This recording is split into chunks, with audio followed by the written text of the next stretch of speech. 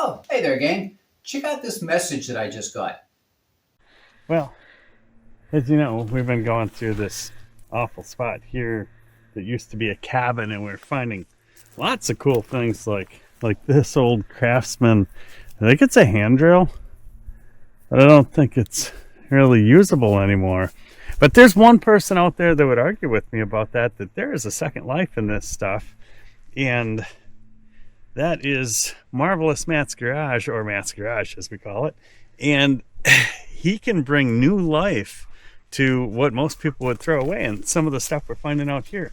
So recently we sent him a package of tools that, man, I really kind of wish I had them, that they were working order, and he's going to do his magic. So to you, Matt, let's see what you can do.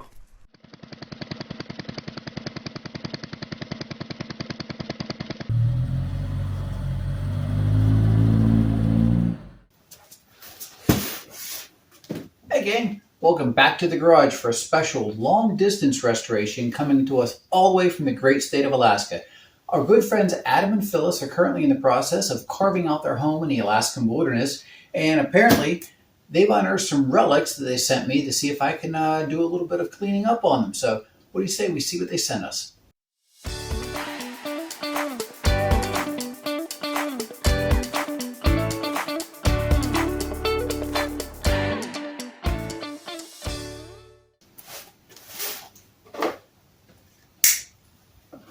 Alrighty, let's get into this box.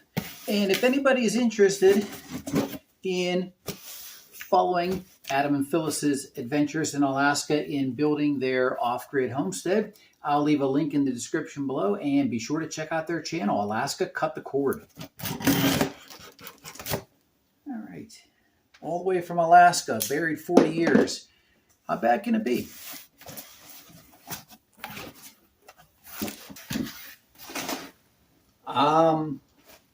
Yeah, 40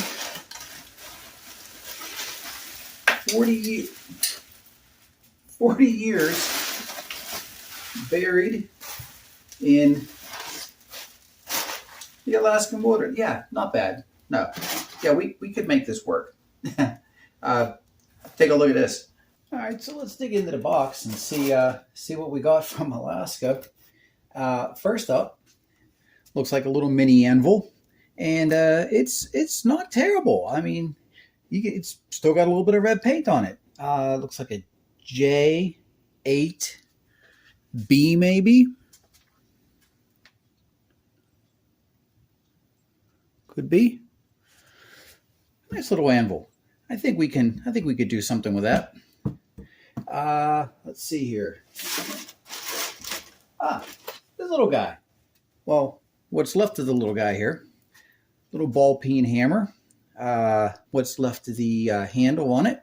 I think maybe we can save some of it. Looks like a possible stamp on there. We might even be able to see who made this.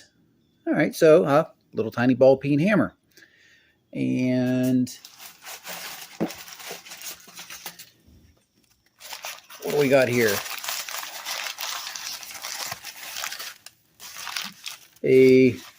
Another ball peen hammer that's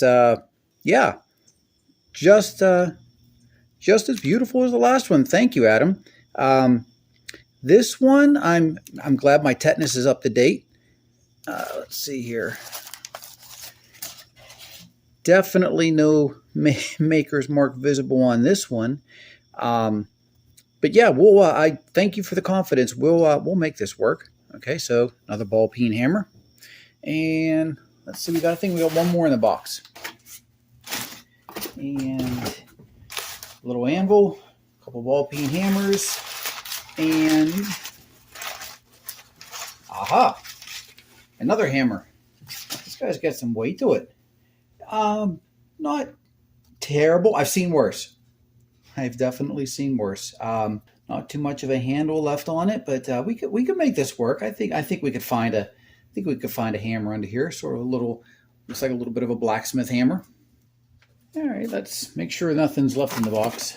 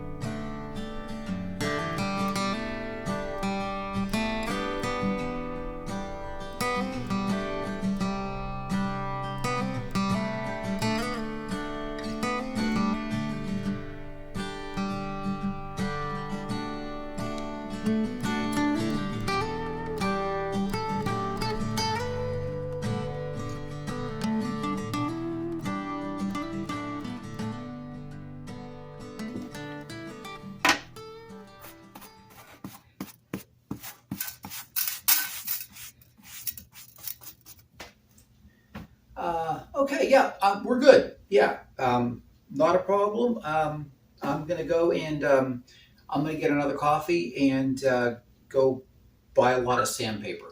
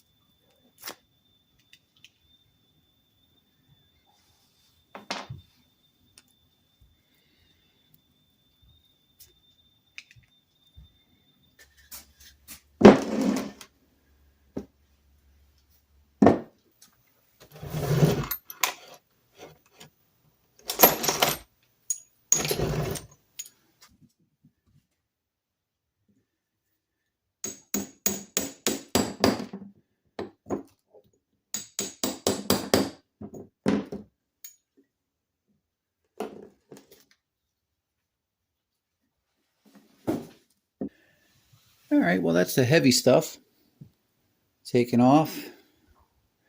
Got what's left of the handle out.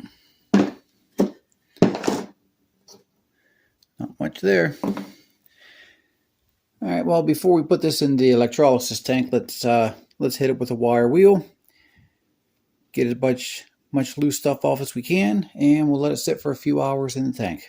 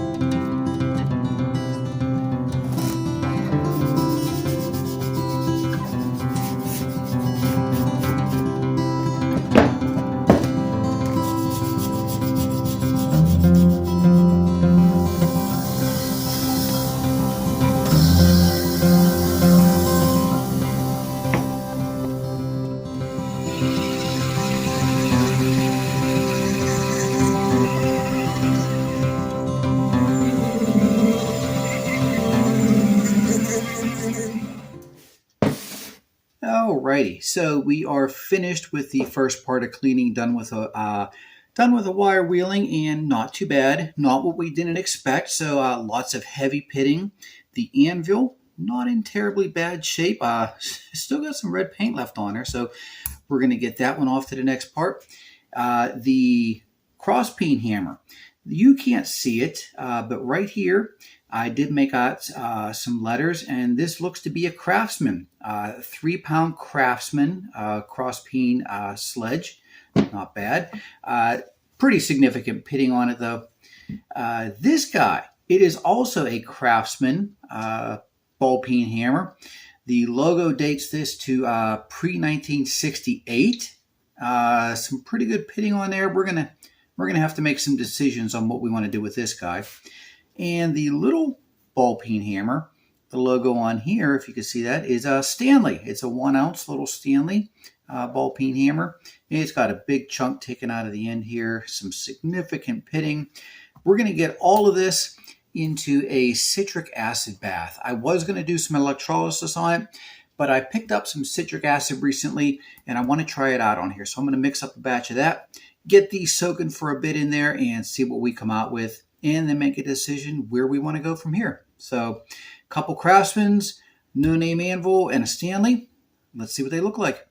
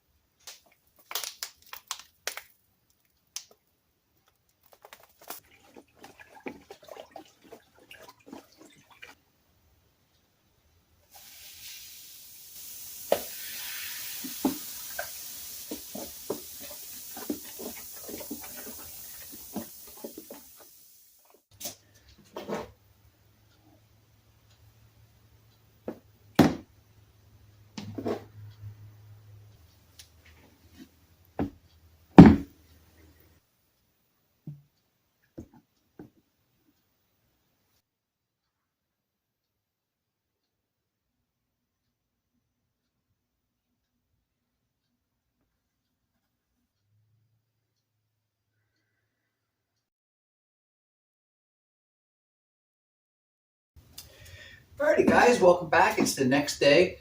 We got the hammers and the anvil out of the citric acid bath, and I have to say, first time that I've used it, and seriously impressed. I've been a user of Evaporust for a long time, and this stuff, the citric acid bath mixed with the washing soda, did an absolutely fantastic job on it.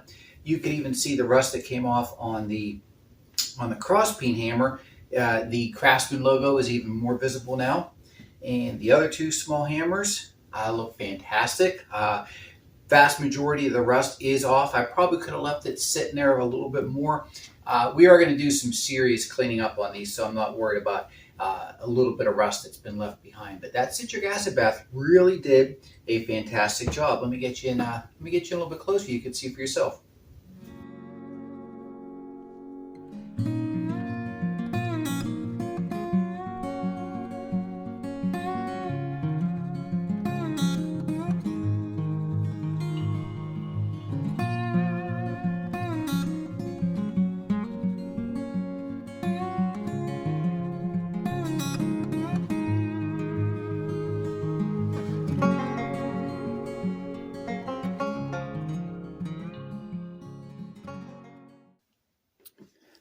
Typically what I like to do is do everything by hand, like use a file, sandpaper, things like that. But this guy, being that it looks like the surface of the moon, we're going to have to go just a little bit stronger at first.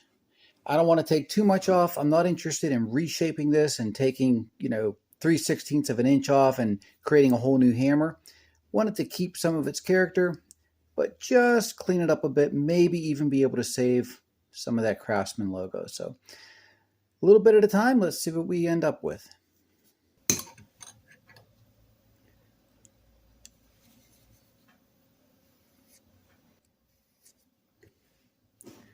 Trying to mark out where the bevels are. At least give me a guide.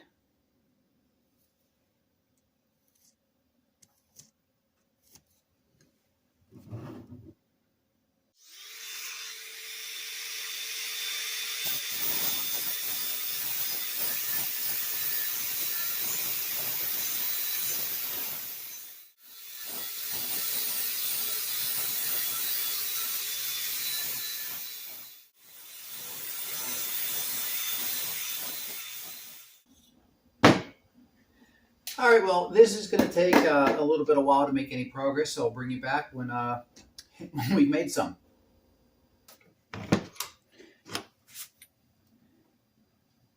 All right, so this is the point in the project where you're given a little bit of hope. This was probably, oh, I don't know, maybe 15 minutes of work. And really didn't take all that much off. Of course, this is the top side. But it's also given me some ideas.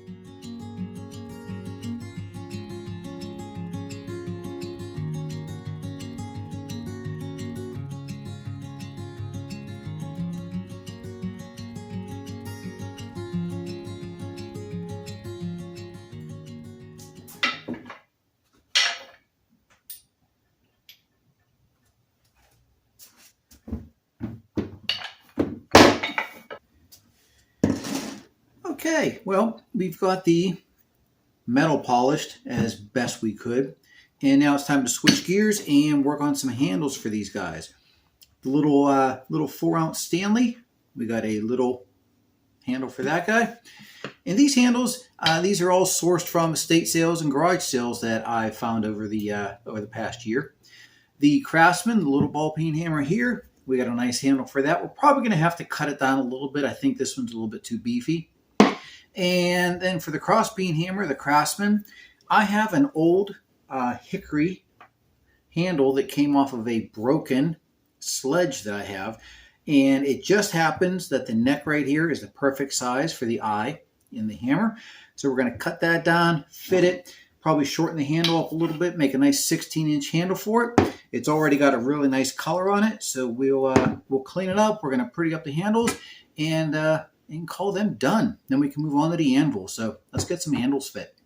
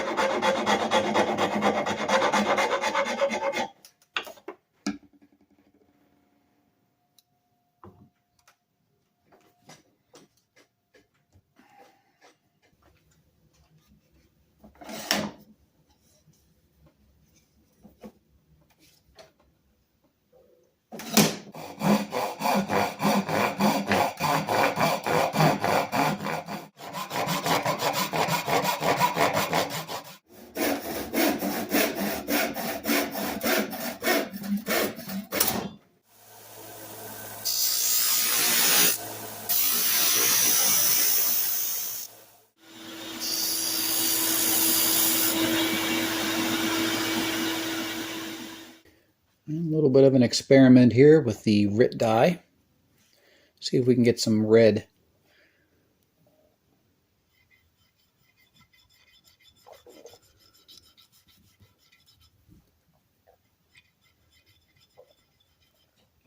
All right, not bad.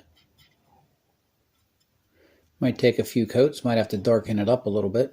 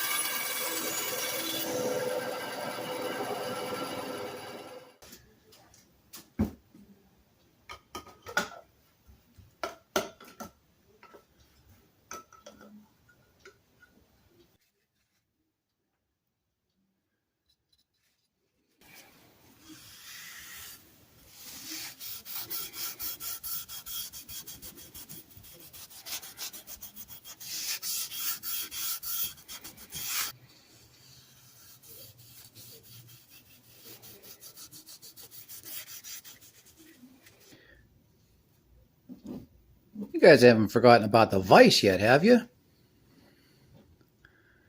I gotta clean this little guy up. We're gonna take off a lot of the casting marks.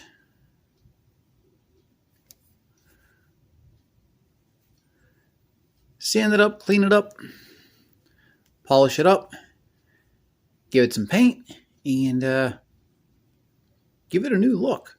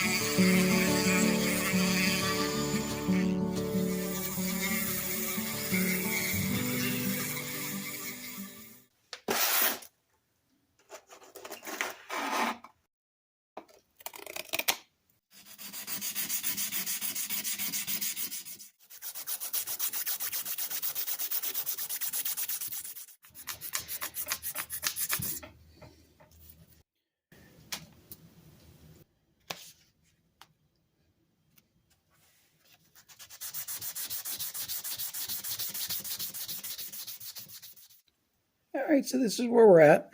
We're starting the 600 grit on top of the anvil, and we'll continue on to the rear.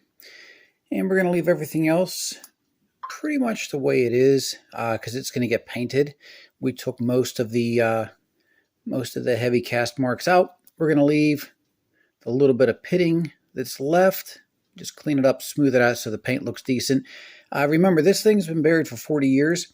The goal is not to reshape it and turn it into a much newer, smaller anvil, but just clean it up and preserve some of its history, but make it a nice little talking piece.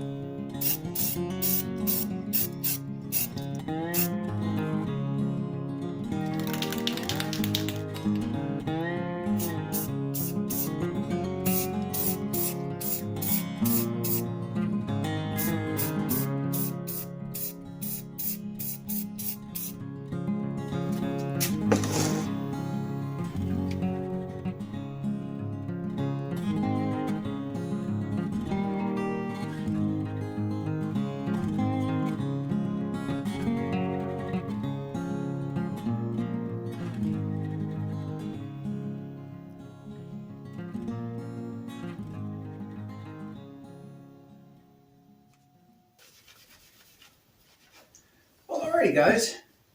I think that's a wrap on the restoration of these 4 relics dug up out of the backwoods of Alaska by our good friends Adam and Phyllis over at Alaska Cut the Cord. If you remember what they sent me, we had piles of rust basically in a box. Hey, cool. Big old hammerhead. Turns out we have a really nice little mini anvil. We've got 2 hammers, 1 cross peen, 1 little ball peen that ended up being pre-1968 Craftsman's, and a little guy here that's a little Stanley 4-ounce. So really appreciate it. Thanks, Adam. I don't know if you'd call what I did working magic on it, but I hope they look good, and you can use them for whatever you need to around the homestead. So why don't I bring you in here and we can take a look at what they used to look like and what they look like now.